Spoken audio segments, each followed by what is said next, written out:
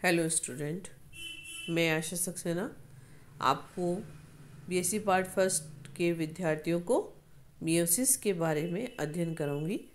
Meiosis हेट्रोटाइपिक division है क्योंकि इसमें गुणसूत्रों की संख्या मात्र कोशिका की तुलना में आधी रह जाती है और यही कारण है कि असूति विभाजन हमेशा जनन कोशिकाओं में संपर्क होता है। क्योंकि मियोसिस के अंदर एक कोशिका जब विभाजित होती है तो 4 पुत्री कोशिकाओं का निर्माण होता है और प्रत्येक पुत्री कोशिका में डॉटर सेल के अंदर क्रोमोसोम्स की संख्या आधी हो जाती है और इनको हम हैप्लॉइड सेल्स कहते हैं। इसी कारण से मियोसिस का जो है डिवीज़न वो हमेशा गैमेट्स बनाने वाली कोशिकाओं के अंदर होता है। जैसे कि आपने एम्ब्रियोलॉजी में पढ़ा होगा, शुक्राणु मात्र कोशिका और अंडाणु मात्र कोशिका ये दोनों ही आगे चल के परिवर्तित होती हैं प्राइमरी स्पर्मेटोसाइट्स और प्राइमरी oocyte में। और यहाँ पर म्योटिक फर्स्ट डिवीजन होता है जिसके कारण से द्विगुणित कोशिका अगुणित कोशिका में परिवर्तित हो जाती है। अब देखिए, मियोसिस फर्स्ट के भी 4 स्टेप्स है: prophase first, metaphase first, anaphase first और टीलोफेज फर्स्ट।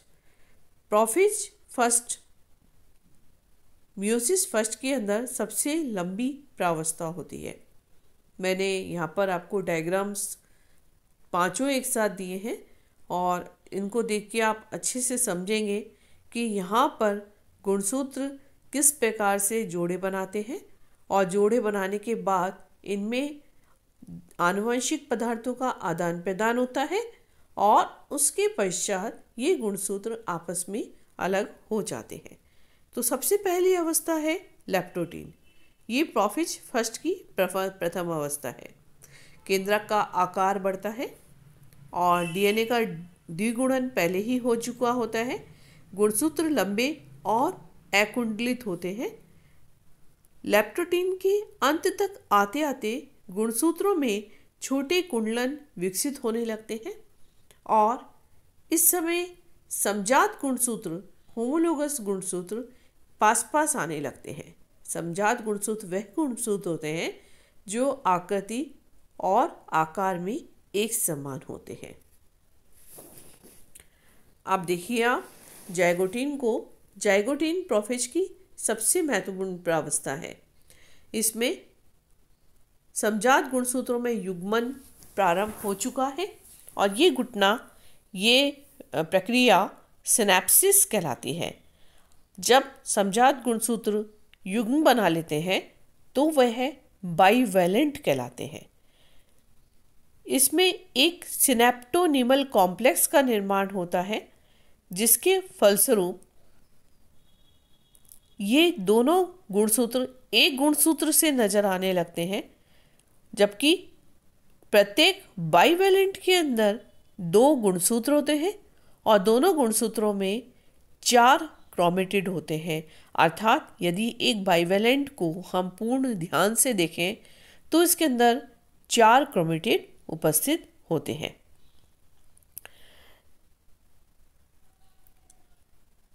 नेक्स्ट प्रावस्था है इसकी पैचिटिन प्रावस्था।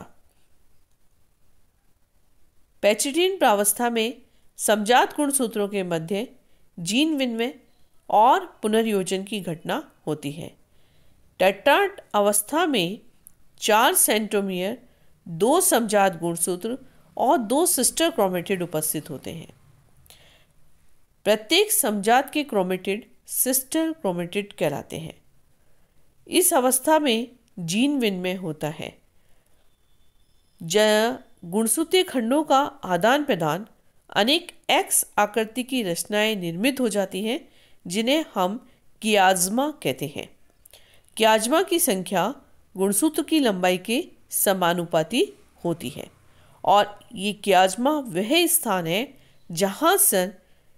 जहाँ पर नॉन सिस्टर क्रोमेटिड्स के मध्य जीन विनिमय होता है। अब इसके बाद की प्रावस्था में आते हैं हम पैचिडिन। पैचिडिन के अंदर नॉन क्रोमस सिस्टर क्रोमेटिड क्रोमोसोम्स जो हैं वो अपने उसका आदान प्रदान पूर्ण कर चुके होते हैं।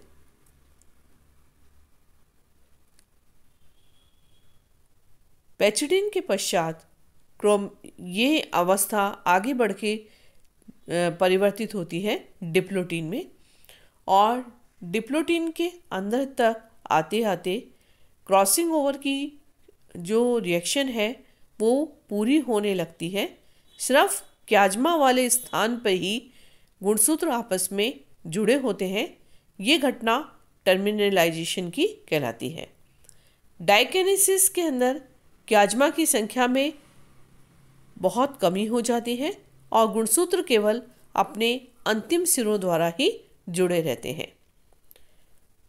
मेटाफेज फर्स्ट के अंदर डाइकाइनेसिस के पश्चात तर्कुतंतु का निर्माण होने लगता है और बाइवेलेंट मेटाफेज प्लेट की ओर गमन करने लगते हैं। प्रत्येक गुणसूत्र का सेंट्रोमियर पृथक इकाई का कार्य करता है और सेंट्रोमियर संरचनात्मक रूप से दोहरा होता है, जबकि ये क्रियात्मक रूप से एकल होता है। एनाफेज फर्स्ट, इस अवस्था में बाइवेलेंट विपरीत ध्रुवों की तरफ गमन करना प्रारंभ कर देते हैं। केंद्रिका विकेंद्रिक झिल्ली बनने का प्रारंभिक चरण चालू होता है।